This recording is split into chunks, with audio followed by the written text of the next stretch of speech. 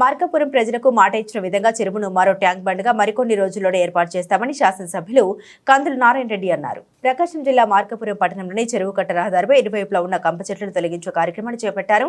ఈ కార్యక్రమానికి ముఖ్య అతిథిగా శాసనసభ్యులు కందుల నారాయణ రెడ్డి పాల్గొని కొబ్బరికాయ కొట్టి పనులు ప్రారంభించారు.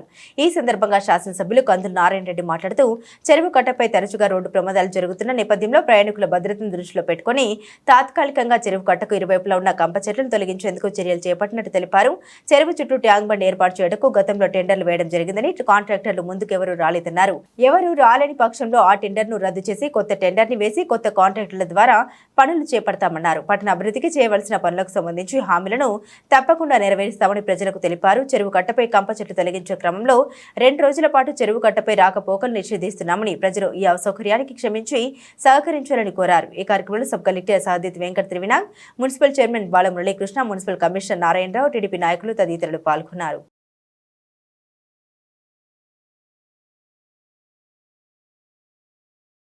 మార్కాపురం పట్టణ ప్రజలందరికీ హృదయపూర్వక నమస్కారాలు తెలియజేస్తా ఉన్నాం.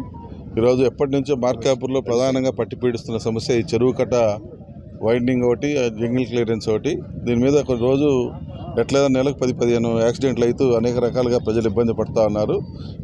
ఈ అసౌకర్యాన్ని గుర్తించి ఇమ్మీడియట్గా టెంపరీగా మన జంగిల్ క్లియరెన్స్ ఇటువంటి చేసి కొంత ప్రజలకు ఇబ్బంది లేకుండా చేద్దామన్న ఉద్దేశంతో ఈరోజు ఈ జంగిల్ క్లియరెన్స్ కార్యక్రమాన్ని చేపట్టాం. త్వరలో దీనికి టెండర్లు కూడా అయిపోయినాయి. త్వరలో ఈ చెరువు కట్టను ట్యాంక్ బండ్గా మార్చేదానికి కూడా టెండర్లు అయిపోయినాయి. అయితే కాంట్రాక్టర్స్ అనేవాళ్ళు ఇంకా ముందుకు రాలేదు చేసేదానికి. అది ఈయన రాకపోతే ఆ కాంట్రాక్టర్ని క్యాన్సిల్ చేయించి కొత్త కాంట్రాక్టర్ని పిలిపించైనా సరే ఈ మార్కాపుర్ని చెరువు కట్టని ట్యాంక్ బండ్గా మరల్చడం అనేది 100% ఖాయం. అయితే ఇప్పుడు గత ప్రభుత్వం చేసినటువంటి కొన్ని తప్పిదాల వల్ల ఈ ప్రభుత్వంలో పడుతున్నటువంటి బాధలు, ఇబ్బందులు ఇవన్నీ కూడా ప్రజలు అర్థం చేసుకోవాలని, ఏదైతే మార్కాపూర్ ప్రజలకు ఇచ్చిన హామీలు ఉన్నాయో ఇవన్నీ తప్పకుండా నెరవేరుస్తామని ఈ మార్కాపూర్ ప్రజలకు మేము మాటిస్తా ఉన్నాం. ఈ 2-3 రోజుల్లో కొద్దిగా అసౌకర్యంగా ఫీల్ కావద్దని ప్రజలకు కూడా విజ్ఞప్తి చేస్తాం.